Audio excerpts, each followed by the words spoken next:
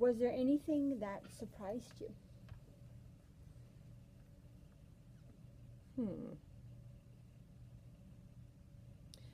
Actually, I was really surprised at how engaged they were in the lesson, that they were all very cooperative for the most part with each other, and they all picked up on it very quickly. Even as compared to the lesson we did yesterday that took a little more. This one I thought would be harder, but they actually took to it a lot more easily than I thought. Do you wonder if it's because it kind of, I wonder why. And we do work a lot with the Unifix cubes in the class. They count a lot with them, so they're very familiar, but they were working with those yesterday too.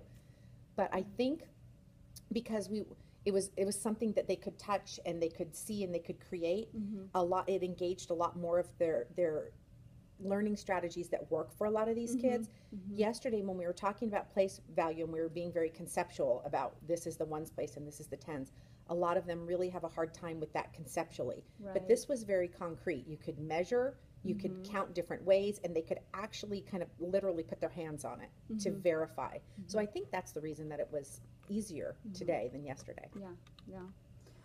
Any next steps that you want to plan for your class in terms of whether it's place value or anything you notice that you want to continue on? Yes, I think it's really important, that concept of which one is bigger and how you know. It's basically the basis too of subtraction. So a lot of my kids really struggle conceptually with subtraction, and I think using this kind of approach with them about talking which one's bigger, which one's smaller, what's the difference, and using these as a model for subtraction problems would be a wonderful jumping off point for a lot of them, who really struggle when they see it on paper to understand the subtraction symbol and what it means and how they need to approach it. But I think by starting out kind of with your launch the same way and using the Unifix cubes and really then letting them manipulate and then maybe translating that to an equation, I think might be able to really bridge that gap for a lot of them, because it's very hard conceptually for them. So I think that that's going to be a good stepping off point for subtraction. Okay, so it sounds like you want to continue this, but then gradually not take away the supports, but show them what it would look like on paper. Yes, to help them bridge that gap that they have between the conceptual understanding and being able to do it. I really think that this model that we use today would be a good thing for many of the students who really struggle with that. Wonder how it will go again when we have more, when you can observe the other kids, the ones who had to leave. Yes, and that really, and it was great. The time that they were here, I noticed that they were engaged and they did seem to get it. They really did, but they were struggling, like counting by twos. They were struggling. They would lose count more frequently. They weren't as comfortable breaking them into groups of 5 and counting by 5. I really had to model that more.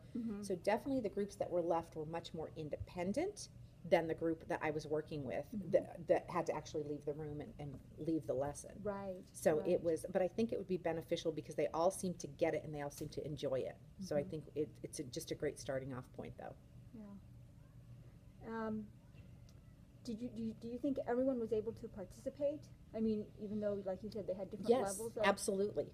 Absolutely. And surprisingly, even my students that have that are on the lower end of the spectrum that I didn't think would really understand that game did seem to. I mean, it took them a little longer. We had to count things a few more times and maybe go back and recount if they got off. But often they're counting, but they definitely understood the game more than I thought they would. I don't know about your group, but Tyler, I had Tyler and Jet. And Tyler at first was very hesitant to make an estimate. Like, I know I have to count, I have to know how many. And then I'll know how many he has. So he was very hesitant, but as we did it more, he seemed to say, okay, well, I think it's about the same. You know, and it's that you mean whole comparing idea, or actually coming up just with a number? Estimating. Just about, you mean about 30 or about Well, no, 20 just or, estimating by looking. Oh, by looking which one's greater. Do you which think one has more? his 3 towers are larger or smaller than your 3 towers? Because he wanted to count. And I think I didn't find that in my groups. I think they were sometimes a little over-eager to guess, and when they really didn't, in their mind, really truly look at the picture, mine were the opposite. Especially the group that had to leave that was a little lower. They just wanted to jump right in and guessed, and 5 times out of 6 it was not the right guess. So they weren't really understanding that they really needed to eyeball the different heights, or of the towers, and then kind of calculate in their minds, Right. trying to fill in places. So I think that some of the kids that suffer from more anxious personalities maybe would have a hard time with that, and you were working with a student who that definitely troubles him. Yes. The You wanted kids to that be are, very the exact. kids that aren't troubled by that jumped right in. They were fine. They weren't necessarily correct, but they were fine with trying. They were Yeah, comfortable they with were comfortable with estimating. estimating. Yeah, and I thought that was interesting that we added that, because we purposefully changed the order of the directions. Right. Just to see if we could help them develop the idea of number sense just by looking and not necessarily counting every Yeah. single one.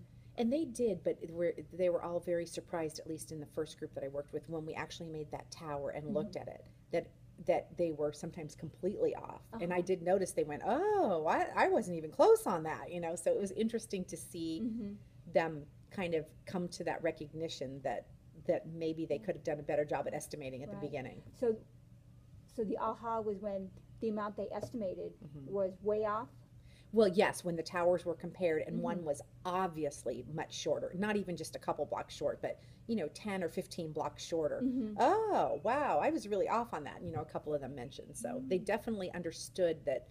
I still don't know that they understand how to look at when it's all in the towers, broken by separate towers, but they definitely understood that their guess was very off from the real number. Well, I wonder if they had more practice estimating, if that would get better. Yeah, it's Probably very just likely with it would. experience. Yeah, this is because we don't often do that. It's just not something that's in our wheelhouse on a normal day. Oh, which marble jar do you think has more, this one or this one? It's just not something we do normally as a part of our class. We might do it as a warm-up or within the context of our math program, but not just for everyday things. But I think that's a good thing we could integrate into more everyday things. Yeah. So I really enjoyed being in your room all the time, because the kids, they're eager. And sometimes things are hard for them, but they make the effort. And you are very good at putting the mixing the groups in terms of personality. I know you have a lot to deal with. Just besides what they can do, it's the personalities. Because It's a huge deal. some kids work better with others, and other kids they just push each other's buttons.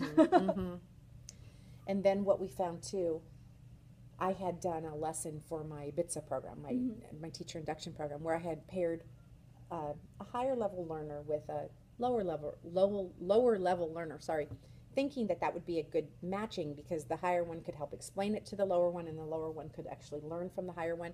And I found that for my group, that is not a good pairing at all, because it really didn't allow the higher level learner to discuss things more at his level with other students, and the lower level learner was kind of pushed off to the side by the higher one who wanted to take everything on.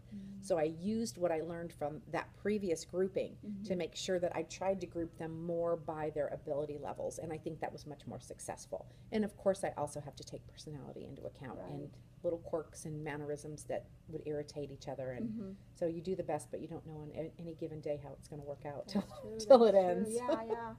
But it sounds like you're very purposeful about the groups, and it can bring out the best part of the lesson, or it can escalate into something where you're not teaching the lesson anymore. Right. You're It's teaching more behavior. and you lose the power of the lesson itself. Yes, So. exactly.